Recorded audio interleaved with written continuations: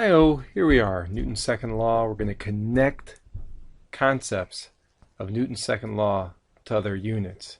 If you remember, Newton's second law talks about a force, specifically a net force equal to the mass times acceleration.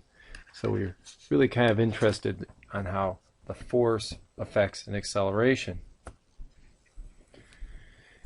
And of course we can apply that to something called weight.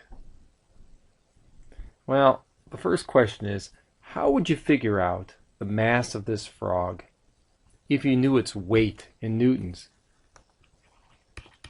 Well, we know force is measured in newtons, therefore weight must be a force. After all, if I stand on your face, will you not feel the force of my weight? So that is your force right there, your net force, your weight. The question is, how would we figure out the mass? Well, very simply, what causes your weight? Well, the acceleration caused by gravity. And we're simplifying that to be -10. And again, you don't have to worry about the negative sign so much right now. We know that accelerates you down. So I'm really interested in more the numerical value and not the direction, because I think it's understood your weight is downward. So how would you figure it out? Well, F equals ma or F equals mg, because acceleration is caused by gravity. It's a known value. I'm going to get rid of the sigma, the sum of, because we know we're talking about the total here. And we're going to solve for m. M is equal to F over g. And of course, that's how we would figure it out. We'd have to know the weight, which is what we're saying we know. We know g is 10.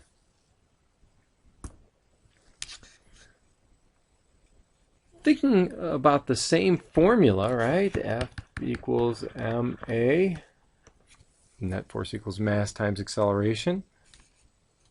If we have two planets, Mars and Jupiter, how would we know which one has a greater acceleration due to gravity?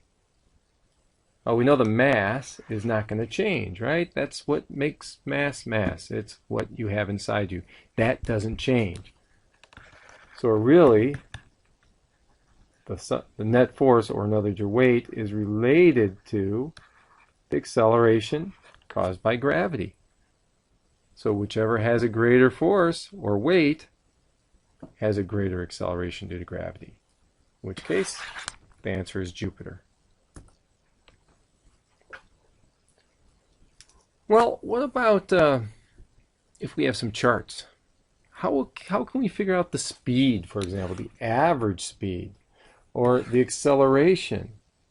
Again, we're applying this, and the whole reason for asking this is to get you reading charts, but to also realize some things about force and acceleration. Well, the average speed, if you remember, we've been using v's instead of s. That's the average speed. So what's the distance that this guy traveled? 15 meters. And how long did it take him to do it? 3 seconds. Looks like 5 meters per second. Did he accelerate? Did this object accelerate? Well, if you just look, you can do it. You can do it each time. 5 meters in 1 second, so 5 over 1, or 10 in 2, still gives you 5.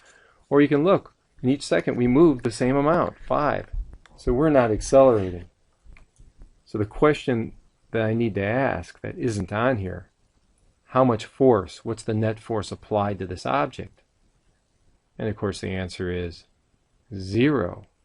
So if acceleration equals 0, force must equal 0, right? By F equals ma. These sides have to be equal. If this is 0, then this has to be 0. Speaking of motion, what type of motion do we see? Well, in A, you look at the lines. We're assuming each line represents some set variable of time, or non-variable, some set amount of time. So maybe 1 second. Looks like we're covering about the same distance in this first one. So we're talking of a constant velocity, which means no acceleration. What about this other one? Looks like the car is moving this way. Got a big distance, and the distances start getting smaller. So we must have a negative acceleration. In other words, it's slowing down. How do I know negative acceleration? Because the acceleration has to be to the left. It's slowing down. What about on C? We have just the opposite. It's a positive acceleration, and it's speeding up.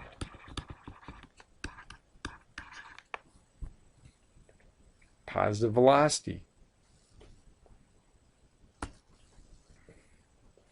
So assuming this car's moving from left to the right, what might cause this car to do this? Well, we see that it's slowing down.